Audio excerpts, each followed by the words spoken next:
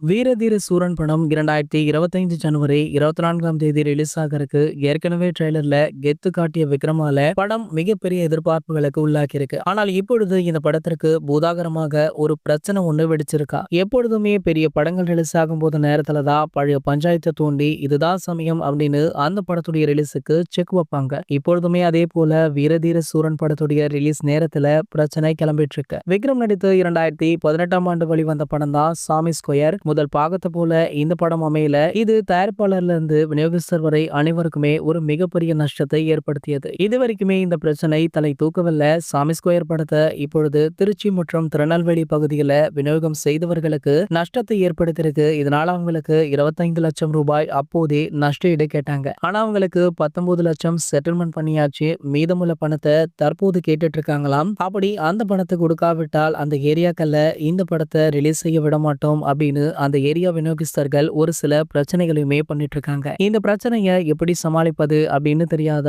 விக்ரம் அவர்களுக்கு தற்போது super star Rajinikanth அவர்கள் உதவி இருக்காரா. ரஜினிகாந்த் அவர்களுக்கு அந்த ஏரியா விநியோகஸ்தர்கள் ரொம்பவே பழக்கமானவர்கள் அப்படின்றதுனால இந்த பிரச்சனையை சுமூகமாக பேசி முடித்திருக்காரு. அதனால சூப்பர் ஸ்டார் ரஜினிகாந்த் அவர்களுக்கு பாராட்டுகளுமே குவிஞ்சிட்டு இருக்கு. இது போன்ற சினிமா செய்திகளை பத்தி நீங்க உடனே தெரிஞ்சுக்க நம்மளுடைய சினிமா குட்டா அப்படின்ற நம்ம சேனலை சப்ஸ்கிரைப் பண்ணிக்கோங்க.